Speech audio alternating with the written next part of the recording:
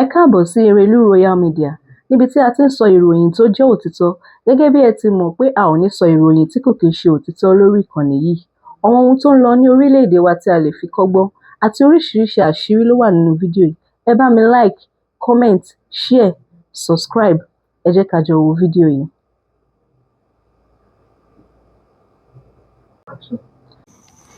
A kó òjò wẹliwẹli lónìí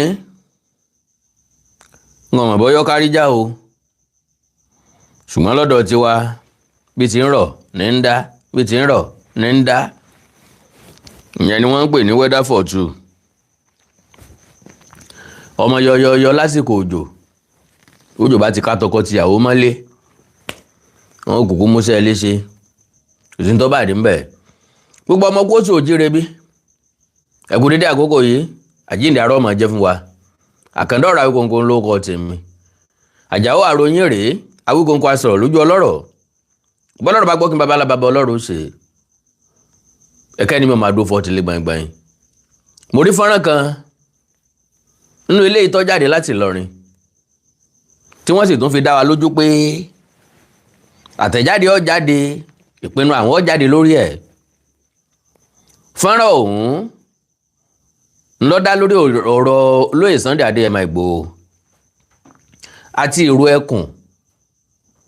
Ńkọ̀pẹ́kọ̀pẹ́ náà ni wọ́n ṣe ìfilọ́lẹ̀ ìró ẹkùn nílùú Ìlọrin. Àwọn agbẹjọ́rò kan ni wọ́n wá jáde. Àwọn agbẹjọ́rò tẹ́ ti mọ̀ bí ẹ mọ owó náà ni. Àwọn agbẹjọ́rò tá lè pè ní ọlọ́pàá ànábì nílọrin. Àwọn agbẹjọ́rò tó jẹ́ wípé gbogbo ọ̀rọ̀ tó bá ti rọ̀ mẹ́sìn Islam nílọrin àwọn ni ẹ bá lọ́wọ́ wọn, àwọn ni ẹ bá lẹ́nu wọn, àwọn ni wọ́n máa ń pè láti dìde gbìjà ẹ̀sìn Islam nílọrin. Ìlú Ìlọrin kìí ṣe ìlú fìtínà fa, ìlú Ìlọrin kìí ṣe ìlú jàgídíjàgan, ìlú tó jìnnà síná tó sún màálù jánà Ìlọrin ni. Bọ́tì ń bí ọdún bíi mélòó kan sẹ́yìn ìlú Ìlọrin dèlò jàgídíjàgan torí pé òwò tí ọ̀kan wọn ni wọ́n ń yọjú sí. ní tí ò gún wọn lápá tí ò gún wọn lẹ́sẹ̀ òun náà ni wọ́n ń torí ẹ̀ tó kó wálé sí. Ọlọ́sùn ń bọ̀ sun ẹ̀ ló ṣe bọ̀ sun jẹ́ gbàgbé Ìlọrin ọ̀hún náà ni wọ́n ti dáná sunlé ìyá Ọlọ́sùn kan nínú ọdún tó kọjá lọ yìí. Ọlọ́lé ọdún àbí kó tó dé náà ni wọ́n dáná sunlé ẹ̀. Ilé tó ti kọ́ more than 20 years Ìlọrin tó ti ń gbé látọ̀pọ̀lọpọ̀ ọdún. Àwọn àfáà àkọ́kọ́ wá bá àwọn sì pàdé o. Nínú ìpàdé àwọn làwọn ti fẹ́nu kò pé kí Ọ̀ṣun ó kúrò ní agbègbè àwọn o. Torí pé bí ó bá dẹ̀ lọ òun lòun ọ lọ, bí ó bá dẹ̀ lọ ní tó bá rí lẹ́yìn ẹ̀kọ́ mọ́ faramọ́. Ẹ̀fọ́ kìí lé ẹ̀fọ́ láwo ni mo gbọ́ tí Yorùbá wí.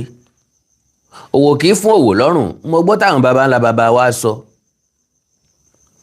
Ẹ̀sìn tó bá wu ẹ̀dálẹ̀dá sìn láyé.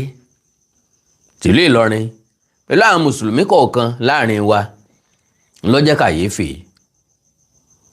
Onígbàgbọ́ pé kẹ́ni tí ń ṣẹ̀sìn Islam ọmọ ṣe, onígbàgbọ́ pé kẹ́ni tí ń sọ̀rọ̀ ọmọ ṣe. Àwọn èèyàn ká tiẹ̀ mọ́ kọrin kan gbà kan, àwa ó sọ̀rọ̀ ilé wa o, àwa ó sọ̀rọ̀ ilé wa o, àwa ó sọ̀rọ̀ ilé wa o, àwa ó sọ̀rọ̀ ilé wa o.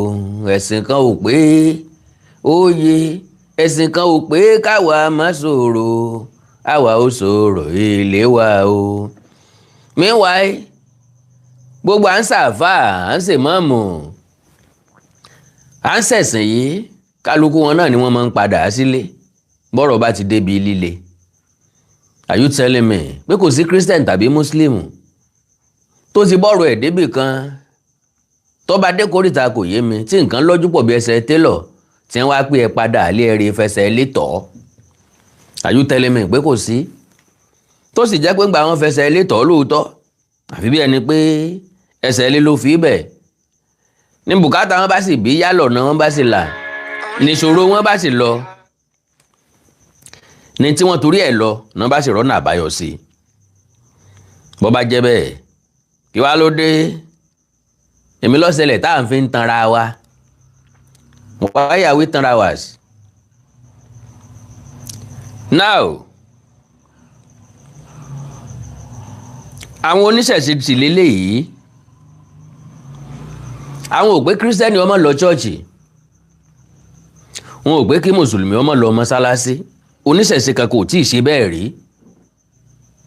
ntí ọba wọn ni wọ́n máa ń gbọ́ ntí wọn ntí wọ́n nígbàgbọ́ nínú ẹ̀ ni wọ́n máa ń tẹ̀lé wọn ò ẹ̀ tí ì lè rí ẹni tí ń bọ̀ Ògún kọ́ lọ dó sẹ́nu ọ̀nà ṣọ́ọ̀ṣì lọ́jọ́ Sunday ẹ̀ lè rí ẹni tí ń bọ̀ Ṣàngó kọ́ lọ dó sẹ́nu ọ̀nà mosque lọ́jọ́ Jímọ̀ rárá o wọ́n á fi kálukú lẹ̀ láti ṣe tiẹ̀ ẹ̀ ń bá wá lòun ó di wọn lọ́wọ́ tiwọn náà ni wọ́n máa ń bínú sí. So barrister yìí ni wọ́n ń pè ní barrister US Imam àwọn ni wọ́n fi ọ̀rọ̀ ọ̀hún síta àbí kápẹ́ nìkan fi ọ̀rọ̀ wá wọn lẹ́nu wò pé lórí ọ̀rọ̀ Irú Ẹkùn tí wọ́n ṣèfilọ́lẹ̀ rẹ̀ nílọrin kọ̀pẹ́kọ̀pẹ́ pé ìyàwó wọn kọ sí wọ́n sì láwọn ọkọ̀ àkankan tí àwọn ọkọ̀ àkankan tó dáa sí ju pé àwọn kórìíra ajá àwọn sì kórìíra alájá Sunday Igboho lalájá tòró ń lónìí Irú Ẹkùn òun lájá àwọn ọ̀gbà ti Sunday Igboho àwọn ò sì gba tajẹ́ tó mú dání ọ̀rọ̀ táwọn sì ń sọ ohun lóòótọ́ làwọn ọ̀gbẹ́nu gbogbo Ìlọrin sọ̀rọ̀ Ìlọrin àtọ́ba wọn gbé ìgbésẹ̀ fúnra wọn ṣùgbọ́n àwọn gẹ́gẹ́ bí ẹgbẹ́ táwọn dálẹ̀ àwọn náà gbé ìgbésẹ̀ tàwọn alright mo wá ní kí wọ́n tiẹ̀ tó gbé ìgbésẹ̀ ẹja ọkọ̀ la nǹkan bíi mélòó kan yé wọn ká sì láyéra wa ṣe rí bó ti wù kí ẹ̀dá ó rò ó sí tàbí bó ti wù kí ẹ̀dá ó sọ ọ́ sí àwa tá a rí ilé ayé gbé làwa tá a lẹ́sìn mo fọlọ́n búra àwa gangan la rí ilé ayé wá because aláyò ànípọ̀sìn I love myself for not being religious wọ́n bí mi nínú Christianity ṣùgbọ́n n ò nígbàgbọ́ nù kankan n nígbàgbọ́ nù tán pè lẹ́sìn ṣùgbọ́n mo ní ọ̀wọ̀ àtàpọ́nlé fún gbogbo ẹ̀sìn mo respect Islam mo respect Christianity mo respect àwọn alábàáláyé gan rẹpẹtẹ because majority àwọn alábàáláyé ni wọ́n ń ṣe gbòógì tí mú ọ̀ràn kúrò lára wa tí mú àrùn kúrò lára wa tí mú àìsàn kúrò lára wa ǹjẹ́ o ní Jésù tí ń pe Jésù n ò rí bí wọ́n ti wo àìsàn rí yàtọ̀ sí propaganda lórí TV ǹjọ́ àti ń fa láìlá ìlànláò láìlá ìlànláò láìlá ìlànláò àrùn ẹ̀tẹ̀ torí ẹ̀kọ́ lọ lára èèyàn bẹ́ẹ̀ bá wá ráàfà tàbí máàmù tàbí ẹlẹ́sìn kan tí ìṣẹ̀sìn ìbílẹ̀ either Christian or Muslim bó bá tọ́jú aláìsàn ẹ lọ wọnú yẹ̀wò ẹ̀ wò ó ń po nǹkan kan pọ̀ mọ́ nǹkan kan ìbáàjá àwọn tí ń gún ọṣẹ white ń gbé lọ rọṣẹ joy kan wá ẹ lọ rọṣẹ lọ́ọ̀sì kan wá ẹ lọ ra kínní kan wá wọ́n ń gún nǹkan kan mọ́ iná ń fún yín pé kẹ́ ẹ lọ fi wẹ̀ so ìṣẹ̀ṣe náà ń pè yẹn kò síbi tán Bíbélì ti sọ wípé ẹgún ewé kínní kan mọ́ egbò kínní kan kẹ́ wá lọ́pọ̀ mọ́ kínní kan kẹ́ wá fi ṣàgúnmu àbí ṣàṣejẹ tàbí máa fi para náà kò síbi tán ti sọ bẹ́ẹ̀ alright ká má fọ̀rọ̀ lẹ̀ sọ̀rọ̀ làwa tá a rí ilé ayé wá làwa tá a lẹ́sìn because n bá fẹ́ fẹ́yàwó sí ní ìsìn n ò ní ṣẹ̀ṣẹ̀ máa béèrè lọ́wọ́ ẹ̀ pé are you a Christian or Muslim torí kò sí èlé tí mo fẹ́ pajẹ́ ń bẹ̀ ìbáà jẹ́ Christian all welcome ìbáà jẹ́ Muslim all welcome bó bá tún wù mí mo tún lè jọ́ máa lọ ṣọ́ọ̀ṣì bó bá wù mí mo tún lè jọ́ máa kírun mo fọlọ́n búra torí pé mi ò lọ ṣọ́ọ̀ṣì ò túmọ̀ pé sípẹ́ tí ń lọ ẹbẹ̀ lẹ́gbẹ̀ẹ́ ọ̀dọ̀ mi ò gbọ́dọ̀ lọ rárá ẹ̀sìn bá bọ̀ gbọ́ mọ́là àìlọ ṣọ́ọ̀ṣì tèmi ò túmọ̀ sí pé ọmọ mi ò gbọ́dọ̀ lọ àìkírun mi ò túmọ̀ sí pé ìyàwó mi ò lè mú àgé kó ṣàlùwàlá kó kí wákàtí 5 ẹ̀ lójúmọ́ ẹ̀sìn tí ẹnu ìgbàgbọ́ tí ẹnu. so mùsùlùmí máa ń pé ọmọ mi ò lè fẹ́ lẹ́sìn kiri yó àwọn kírísítẹ́nì kankan náà máa pé sọ̀wárẹ̀ èèyàn gidi nínú ṣọ́ọ̀ṣì mọ́ òòrí kírísítẹ́nì ẹgbẹ́ tó lè fẹ́ mọ́ ó sì á jẹ́ àwọn ẹlẹ́sìn kejì lọ́wọ́ lọ́ ń fẹ́ wọ́n máa pèrè àwọn ẹlẹ́sìn kejì gbogbo àwọn nǹkan yẹn discrimination ni ká má fọ̀rọ̀ lẹ̀ sọ̀rọ̀ so mo wá rí fọ́nrán ọ̀hún mo bá fọ́nrán ọ̀hún pàdé níbi tí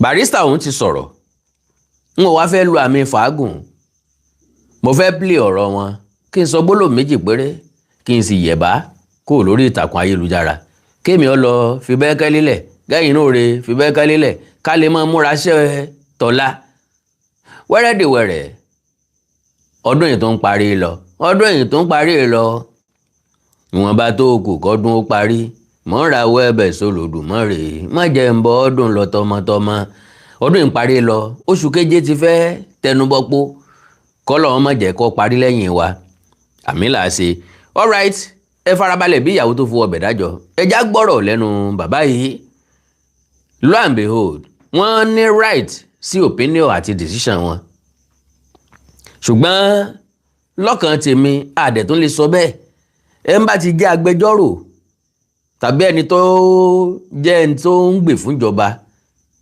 mi rò pé ó yẹ kí wọ́n ó fèsì ẹ̀sìn kan àtún wá lè sọ pé olóòsà ti so òsà rẹ̀ bó ti wù eégún fégún òsà fòsà bó bá ti rówó lóró ni ó ṣe nǹkan ẹ̀ so mi ò blame wọn ṣùgbọ́n ẹ jẹ́ ká la nǹkan tí ò yé wọn nínú nǹkan tí wọ́n sọ ṣé lóòótọ́ nìgbòho ṣe tí wọ́n ló ṣe lóòótọ́ nìrú ẹkùn ní àjẹ́ndà míì ẹ já gbọ́rọ̀ lẹ́nu oníkàn kó dún pọ̀n.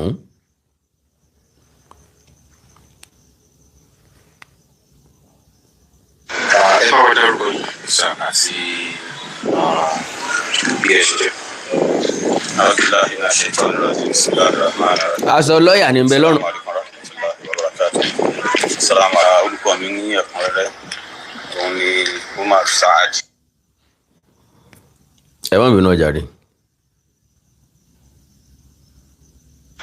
ẹ bá wa dárúkọ yìí sá àti bí ẹ ṣe jẹ. aṣọ lọ́ọ̀yà ní bẹ lọ́rùn wọn o wọ́n kọ́kọ́ ṣe àwùsọ̀bẹ̀ láì mìíràn ṣetán rọ̀jìm kí wọ́n tó lè sọ̀rọ̀ kan tó lè dárúkọ ara wọn lásán. Assalamu alaikum warahmatullahi wabarakatuh. Orúkọ mi ní ẹ̀kúnrẹ́rẹ́ òun ni Umar Saad Imam tí ọ̀pọ̀lọpọ̀ àwọn èèyàn máa ní sí US Imam. Ẹnì kejì mi tí a jọ dúró òun náà ni AA Abọ́lájí Àjàsà. lọ́ọ̀yà lẹ́ni yẹn náà àwọn méjèèjì náà jọ máa ń represent àwọn ẹgbẹ́ Ìlọrin kan gbà náà ńgbà tí wọ́n ń bá ta lọ́lọ́run fàjàngbọ̀n. tí a jẹ́ aṣojú fún Ìlọrin Heritage Preservation Foundation. Ìlọrin Heritage Preservation Foundation ńlẹgbẹ́ wọn tí wọ́n dá kalẹ̀ ni wọ́n ń gbẹnu sọ̀rọ̀ fún wọ́n ti sọ clearly báwọn gbẹnu sọ fún gbogbo ọmọ Ìlọrin. Ó tọ́sẹ̀ ni pé à ń gbọ́ àwọn ọ̀rọ̀ kan wọ́n ní Ìlọrin wọ́n ní wọn ò fara mọ́ ẹ̀ṣọ́ aláàbò ìrẹ́ ẹkùn tí Sunday Igboho fẹ́ gbé wá kí lẹ lè sọ lórí rẹ̀. Àkọ́kọ́ ní pé mi ò lágbára láti gbẹnusọ fún Ìlọrin bàbá ọba Ìlọrin àbáwọn tí wọ́n bá yàn àwọn ni wọ́n ní agbára àmọ́ gẹ́gẹ́ bí foundation ti ti wa tó ṣe pé àṣà àti àlàdà Ìlọrin náà là á fẹ́ máa protect lọ́dọ̀ títí wa àwa náà faramọ́ a sì gbára gbé jáde láìpẹ́ pé faramọ́ and then yes sir. ojú wo lẹ fi wò àti pé kí ló dé tẹ̀ faramọ́ lójú. ojú tí àwa fi wò àkọ́kọ́ ni wípé ẹni tó dá ìwé ọkàn lẹ̀ ẹni tí gbogbo ayé mọ̀ pé divisionist ni. now ẹni tó dá ìrù ẹkùn lẹ̀ ẹni tí gbogbo ayé mọ̀ wípé divisionist ni nǹkan mélòó ni Sunday Igboho ti pín nìsín ilé ayé la ti bá a káwọn èèyàn wà ní orílẹ̀-èdè kan kó orílẹ̀-èdè ọ̀hún wọ́n mọ̀ ṣe tí wọ́n ń fẹ́ èèyàn ń kó nínú ẹgbẹ́ òṣèlú kan bọ́ sí mi àtìrẹ́ni tó kó nínú ẹgbẹ́ òṣèlú kan tó tún lọ dá mi lẹ̀ it's as simple as that àti orílẹ̀-èdè tó jáde kó nínú orílẹ̀-èdè it's as simple as that ìyẹn ò tí ì sọ ẹni yẹn di divisionist agitate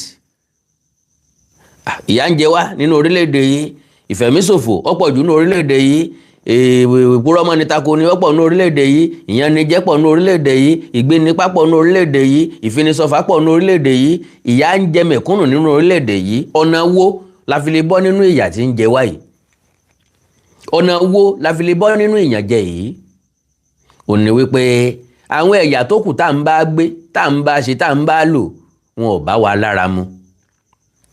ìwà wọn ọjọ́ ti wá, èrò wọn ọjọ́ ti wá, ìlépa wọn ọjọ́ ti wá, àṣà wọn ọjọ́ ti wá, ìṣe wọn ọjọ́ ti wá, èròǹgbà wọn ọjọ́ ti wá, ìmúra wọn ọjọ́ ti wá. ókè a wá discover wípé tìpátìkùkù wọn fi kó gbogbo wa papọ̀.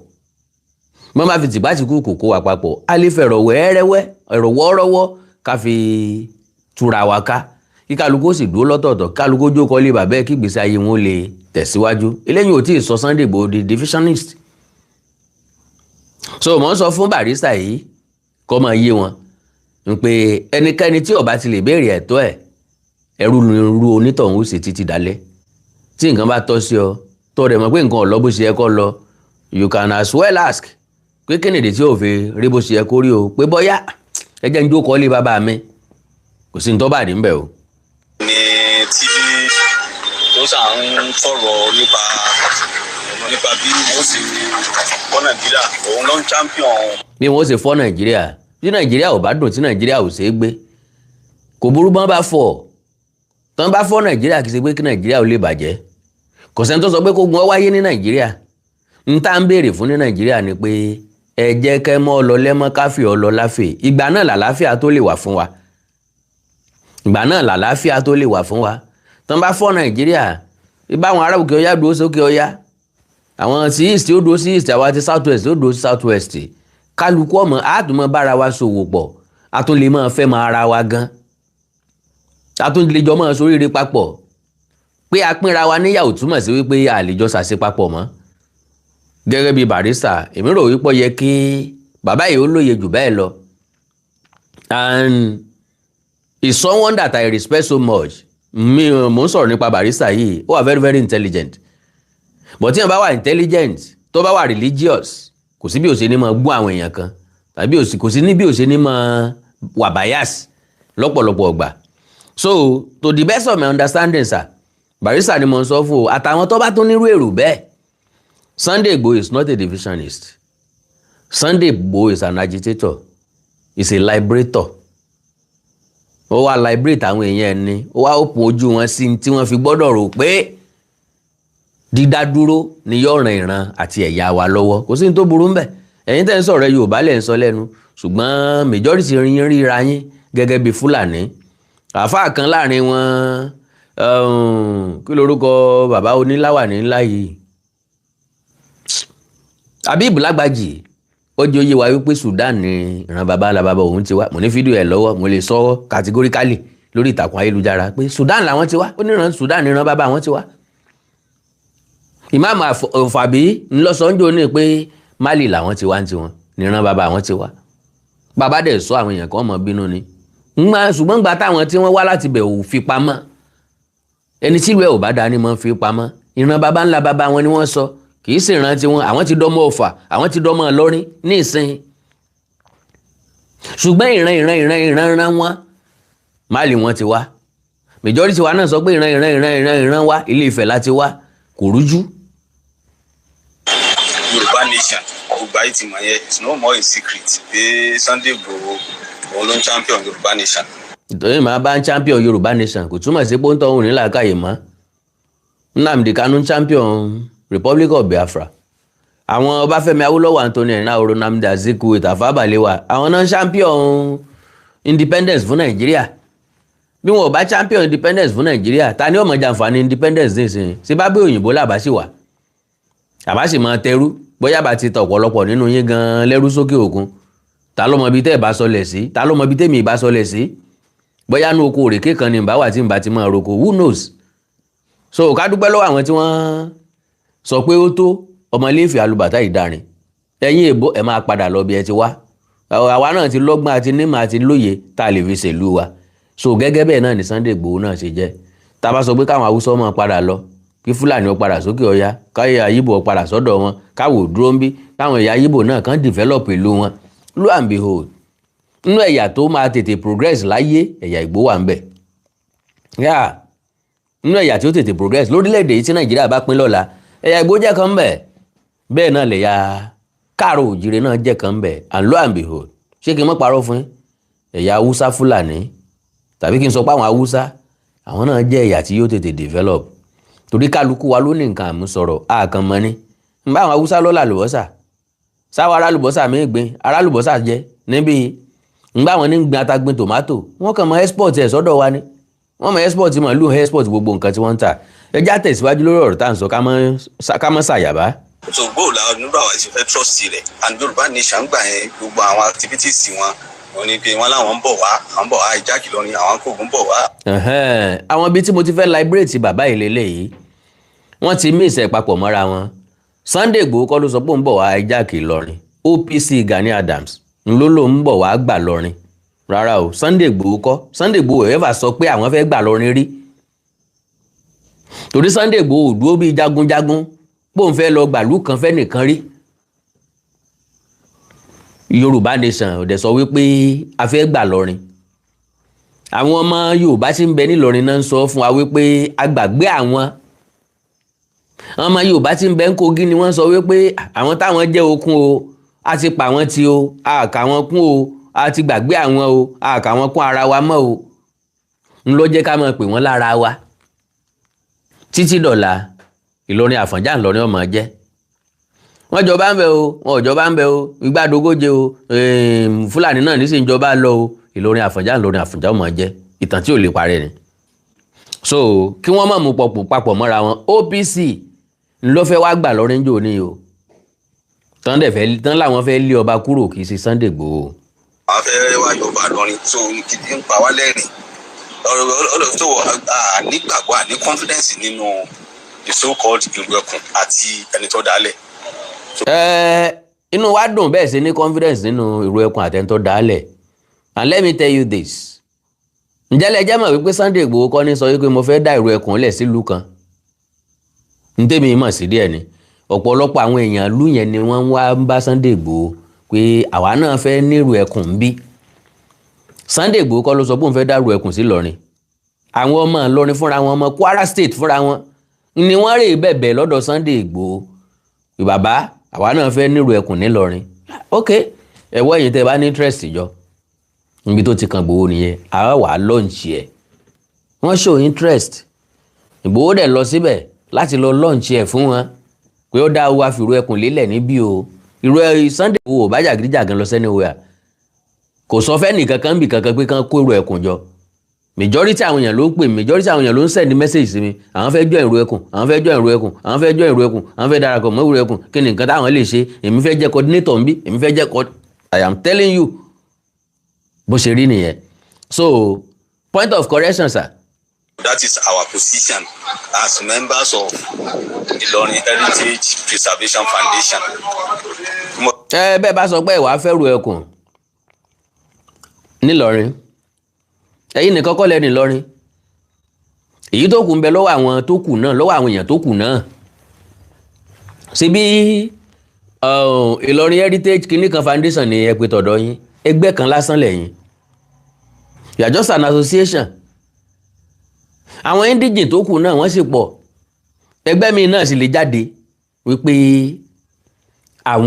àwọn ń tà wọn o àwọn fẹ́ ìrú ẹkùn a majority carry the vote ẹ̀yin ọmọ fapájánú kọ̀rọ̀ yàrá kan ni bẹ̀bá wa ṣagídí bẹ́ẹ̀ délẹ̀ nǹkan tẹ́lẹ̀ fẹ́rù ẹkùn níjọ́kíjọ́ tán bá jìyàn gbé ńlọrin kí Sunday Igboho mọ́wọ́ ti gbọ́n dùkọ́ mọ́ wòran kí gbogbo ọmọ Yorùbá ó sì fi ń lẹ̀ kẹ́ mọ́ dá tán gbogbo òjínigbé tí sì ń lọ ìpínlẹ̀ Kwara ká mọ́wọ́ lẹ́rán ká mọ́ wòye kí Sunday Igboho ọmọ mutí nínú ilé ẹ̀ ẹni ta ni ó yá ni lówó tí ó yá ni kò fi á jẹ gbèsè ni ìyí tó yá ni ọ̀fà sì rí ó tú ni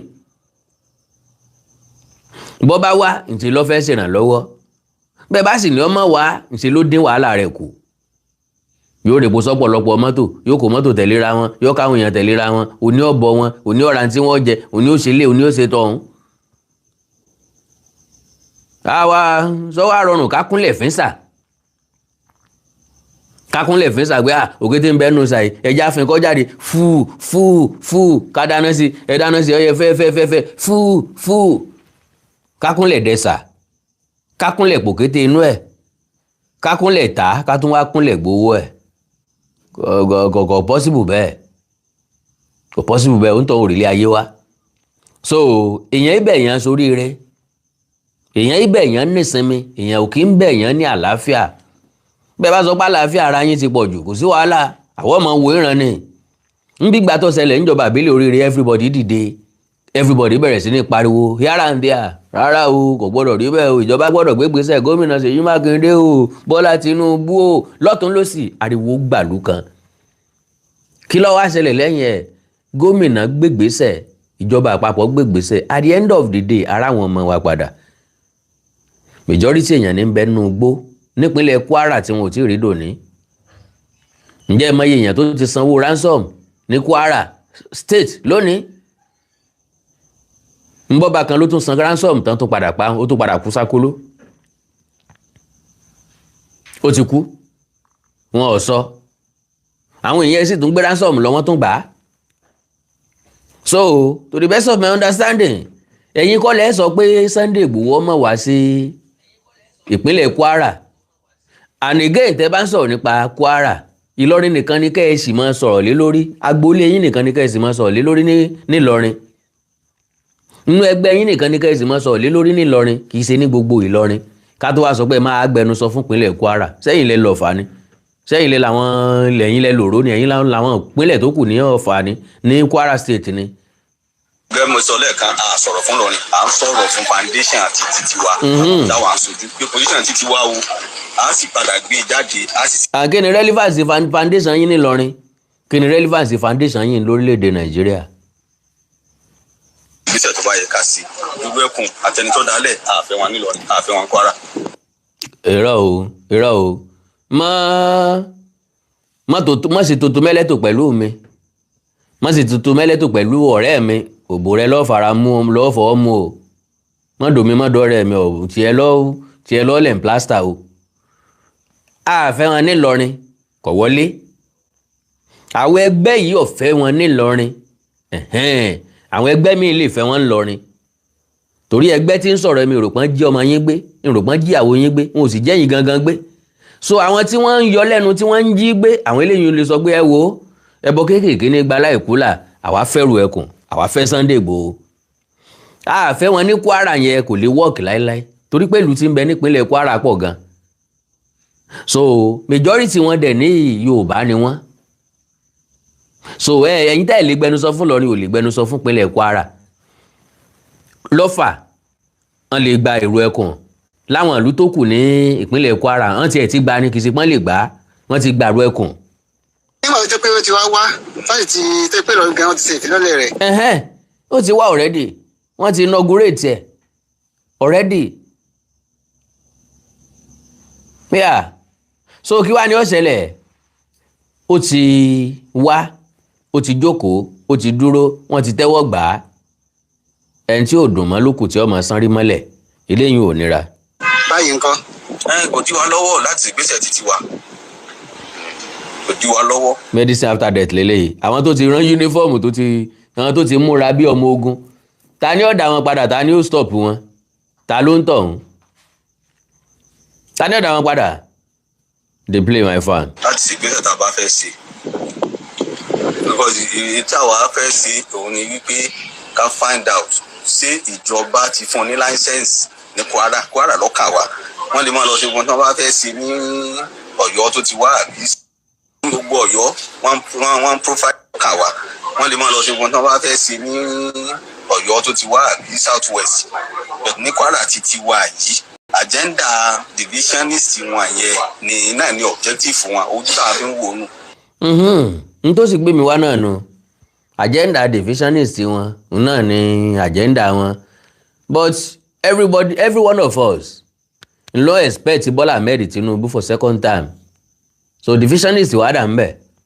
Ǹjọ́ wulẹ̀ ti gbọ́rọ̀ àápín ni àáyà ni lẹ́nu Sunday Igboho. Ní tí Sunday Igboho ń bá káàkiri nísìnyí ni pé báwo ni ilẹ̀ yìí ò ṣe ní dilé ogun, bóò ní ìjínigbé ò ṣe ròkun gbàgbé, bóò ní wàhálà àti ìdààmú tó dé bálẹ̀ wa yóò ṣe di àfihàn tẹ́gun aláré fi sọ. Wọ́n jí wọn gbé lónìí, wọ́n gba ransom lọ́la, ọjọ́ wo ló máa stop? ń tọ́ka Sunday Igboho nìsín nù. Ẹ má fọ̀tẹ̀ sí, ẹ má fọ̀tẹ̀ bá ń tó dára jẹ́ o. US Imam, ẹ má fọ̀tẹ̀ bá ń tó dára jẹ́. gbogbo wa lọ̀rẹ́ gómìnà gbogbo wa lọ̀rẹ́ ń tó dára o ẹ má fọ̀tẹ̀ bá ẹ má fọ̀tẹ̀ bá ń tó dára jẹ́. sotiye ìmọ̀ ní gbogbo Ọ̀yọ́ wọ́n profile àwọn Fúlàní àwọn Haúsá gbogbo alárí gbogbo èèmọ̀. Can you imagine? So àwọn ilé náà ń claim Haúsá ni àwọn àbẹ́ ń claim Fúlàní pé Fúlàní làwọn nìyẹn. Wọ́n profile Haúsá wọ́n profile Fúlàní. Ṣé àwọn Fúlàní tí wọ́n profile ṣé wọ́n ṣe ń tọ́da ni wọ́n profile wọn? Àwọn àtàwùsá ti jọ ń gbé láìmọye ọdún kò síjà kò síta. Haúsá ọ̀dẹ̀ ní lọ́kàn láti lọ gbàlú ẹlòmíì. Fúlàní ló gbé jihad wọlé. Haúsá ń bá business wọn lọ ní anywhere tán bá wà kó jẹ́ góòrò lásán wọn ń tà wọ́n ní ìgbọ̀kànlé inú ẹ̀. Haúsá ni yóò fọ́ àgbọn ni yóò gbé àgbọn sórí tí ọmọ kiri àgbọn káàkiri wọ́n dẹ̀ ń jẹun nínú ẹ̀. Haúsá ni yóò gbé àgádágodo lérí tí ọmọ kiri ẹ̀ káàkiri wọ́n dẹ̀ ń jẹun lórí ẹ̀. Haúsá ní ń ta torchlight ní toríṣiríṣi ní ń ta bátìrì wọ́n dẹ̀ ń jẹun pẹ̀lú ẹ̀ wọ́n dẹ̀ ní fọkànbalẹ̀ pẹ̀lú ẹ̀ wọ́n dẹ̀ yọ ẹnìkankan lẹ́nu. Láyé àtijọ́ kó kán tó máa wọn olè kán tó máa Haúsá mọ yọpẹ́ o. Ń ta mọ̀ wọ́n mọ́ láyé ìgbà náà ni pé wọ́n ìrìn láì kan sanwó dágà wọ́n máa ń mú ọ̀bẹ wọn dání ni. Ọ̀bẹ ọ̀nà àṣírí ẹ̀ ń bá tọ́ wọn ni o ẹ̀ ń bá fẹ́ yàn wọ́n jẹ ni o náà tó fọ̀bẹ yọ gbé búgàṣí wọn ló sì sún sẹ́yìn.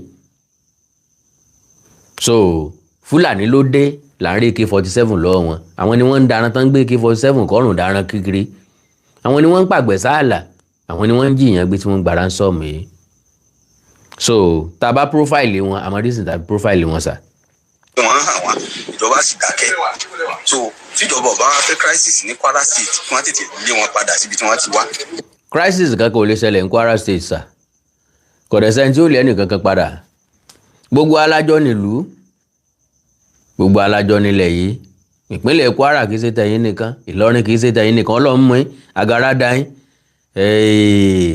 Yorùbá ní ẹni tá a mọ̀ yẹ́ tá a mọ̀ bàbá agara dá Mr. Olùsànyà dada God bless you ṣàìṣe púpọ̀ mo dúpẹ́ o. So like I said bàbá yìí ò lè sọ̀rọ̀ nípa gbogbo Ìlọrin ká tó wá sọ pé wọ́n sọ̀rọ̀ nípa gbogbo Kwara. Because in Ilorin here we are going to protect ourselves. You are going to protect yourself but ẹ lè protect ara yín. Kwara State tí wọ́n ti jíyàn gbé jù lélẹ̀ tòní tọ́mọ́nú ọdún yìí o Kwara State tí wọ́n ti jíyàn gbé jù ní gbogbo ìsàlẹ̀ ń bì yìí Kwara State ni ọ̀pọ̀lọpọ̀ àwọn èèyàn wọ́n jí gbé tán sì tún wà nínú igbó nìsín ẹ rí wọn protect iná ṣe jí wọn gbé tẹ́ bá rí wọn protect wọn ní jí wọn gbé.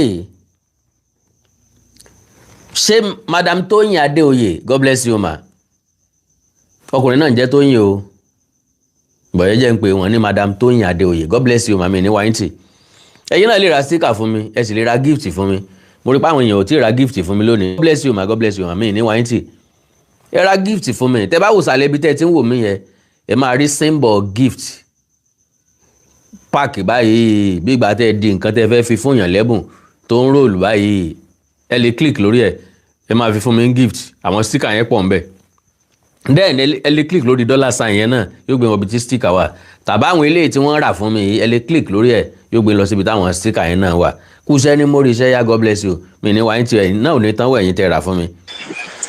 ó kọ ilé kan sí. orúkọ mi ni Umar Saad Imam tí ọ̀pọ̀lọpọ̀ àwọn èèyàn mọ̀ sí US Imam. ẹgbẹ̀nsọ fún.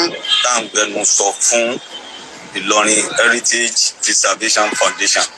Ìgbẹnusọ fún Ìlọrin Heritage Preservation Foundation. God bless you baba. Ṣùgbọ́n táwa ń gbìyànjú àti sọ fún yín ni pé abo ara ẹni náà làbò òlú. Yorùbá sì ní a kì í rẹ́ni ìranni lẹ́rù kápọ̀rùn wọ ni o. Olóyè Sunday Igboho kò pé ẹ mówó wá kò pé ẹ móbì wá kò pé ẹ dáwó jọ kò pé báyìí ní ká ẹ ṣe ṣe ṣùgbọ́n ó wá láti ṣèrànlọ́wọ́ fún gbogbo ìpínlẹ̀ Kwara tàbí ká sọ pé ìpínlẹ̀ Kwara ń fẹ́ ìrànlọ́wọ́ fúnra lára wọn. Ṣé ẹ gbàgbé aráàlú lásán ò lè déédéé kó bọn kó kádà kan pé ń bo lọ́dà kó sọ pé òun fẹ́ lọ gbèjà ara òun ni ọlọ́pàá ò mú. Ṣùgbọ́n ẹgbẹ́ ààbò ara ẹni làbò òlu, ẹgbẹ́ ìdáàbòbò ni ọ̀pọ̀ lóríṣiríṣi. Ìkan nínú ẹ̀ ní Ìró Ẹkùn, fìjìláńtì dá dúró, ọdẹ ìbílẹ̀ dá dúró, àwọn fìjìláńtì yẹn póríṣiríṣi, àwọn ọdẹ ìbílẹ̀ náà póríṣiríṣi, kálukú wọn ń béèyàn lọ dálẹ̀. Ẹ má jẹ́ àfọ̀tẹ̀ ṣe nǹkan, à ń bá wọn pàdé káàkiri lóde, wọ́n discharge duty wọn accordingly, wọ́n wà law abiding. À ń pàdé wọn lóde, wọ́n ń lo ìbọn tí ìjọba authorize fún wọn pé agbára wọn gbé. Same thing as Ìró Ẹkùn. Nígbà tí Ìró Ẹkùn ti dé o, àti gbọ́ pé ọmọ Ìró Ẹkùn fàjẹ̀mọ́ ń bì kan, àbá ń ṣèyàn léṣe ń bì kan, rárá o. Wọ́n ní ìlànà tá a tẹ̀lé, wọ́n ṣe tán láti tẹ̀lé ìlànà ìjọba. So why not? Tí Ìró Ẹkùn ò lè stay, ó ti stay already, ó ti fẹsẹ̀ múlẹ̀ already, it has come to stay. And kudos to Sunday Igboho, pọ̀mọ akínni, out of oríṣiríṣi ọ̀rọ̀, out of oríṣiríṣi ẹ̀gàn, out of oríṣiríṣi nǹkan ó sáà ní focus pé n tá fẹ́ ṣe lélẹ́yìí ó dẹ̀ ṣe, Ọlọ́run dẹ̀ fún ṣe. So bàbá Barrister ẹ fọkàn balẹ̀, Ìró Ẹkùn ti dé Kwara State, Ìró Ẹkùn ti dé Ìlọrin. Ń dẹ̀rù pé wọ́n disturb yín tàbí wọ́n wá síwájú ilé yín, àbí wọ́n sọ pé àwọn fẹ́ ṣọ́ọ̀bù lọ́dọ̀ yín. So ẹ fi wọ́n lẹ̀ jẹ́ kí wọ́n ṣe tiwọn, ẹ̀yin náà ṣe tiyín. Ọ̀nà tí ẹgbẹ́ yín bá fi lè dáàbò bo ìlú ẹ máa ṣe, ẹ fi ràn ìjọba lọ́wọ́. Ìró Ẹkùn náà wọ́n ṣe tán láti kún yín lọ́wọ́, bọ́n bá wá kún ẹ̀yin lọ́wọ́ wọ́n dẹ̀dì láti kún ìjọba lọ́wọ́. Ṣàánú Olódùmarè nífẹ̀ẹ́ nìkọ̀ọ̀kan wá sílẹ̀ o, ilé onílé wa tọ̀nù nínà wá wọlé o. Ok, mo ti ráwọn èèyàn kọ̀ọ̀kan tí wọ́n ti ń ra gift fún mi, tàbí yes ẹ̀yin náà lè ra gift fún mi, ẹ lè ra gift, ẹ lè ra sticker, méjèèjì ló wà nílẹ̀, méjèèjì lè máa rí ìsàlẹ̀ bí tẹ́ ti ń wò mí yẹn. Ẹ rí gift lọ́tọ̀, ẹ rí sticker lọ́tọ̀, tó bá wò yín bẹ́ẹ̀ ẹ click lórí ẹ̀ kẹ́bi ṣe kú iṣẹ́ tí mo rí iṣẹ́ ya. Gbogbo ẹ̀yin tí ẹ rà fún mi náà ò ní sanwó yín, mi ní wà kankan ti inú yín, ìbànújẹ́ ò ní kàn yín, kò ní kàn bí yín. Ẹ já fi ọ̀tẹ̀ sílẹ̀ ká gbé ìfẹ́ lárugẹ, ká má kọrin kówó àràbò owó mojú tìrókò. Ọ̀pọ̀lọpọ̀ àwọn èèyàn, ọ̀pọ̀lọpọ̀ àwọn ará Ìlọrin tán kọ́ ń sọ ni pé ẹlẹ́bọ ni Sunday Igboho. Ilé tutù lẹ́yìn, ta ló ná lé onílékulẹ́já tó ẹ̀yin àfáà Ìlọrin nínú gbogbo àfáà tí ń bẹ ńlẹ̀ Káàárọ̀ Oòjíire? Kò sí. Ìlọrin láti rí ẹlẹ́hà tí ń ta lékulẹ́já. Ṣẹlẹ́hà ọ̀gbẹ̀sìn ni, ṣebí inú ẹ̀sìn Islam lẹ ti há, kí ló dé tó wá jẹ́ pé lékulẹ́já ló fi ń sọ̀rọ̀ ajé? Ẹ̀yin ẹ sọ fẹ́lẹ́ hàn pé kó mọ́ta lékulẹ́já mọ́, bọ́yé bí ò ní pa. Òwò míì tó bá mojú ẹ̀kẹ́ gbélé lọ́wọ́ kọ́mọ̀ta ẹ̀jáyé tanra wa. Ọlọ́run Olódùmarè nífẹ̀ẹ́ nìkọ̀ọ̀kan wá sílẹ̀ jàre. I love you all. Ẹ like ẹ follow page mi lórí Facebook, Awikonko Television, Awikonko Television àti Awikonko TV. Ẹ subscribe sí YouTube channel mi Awikonko TV àti Onídèmọdé TV. Ẹ wá ní nǹkan pàtàkì tẹ́fẹ́ kájọ sọ, ẹ já sọ lórí WhatsApp +234 904 851 9362 +234 904 851 9362.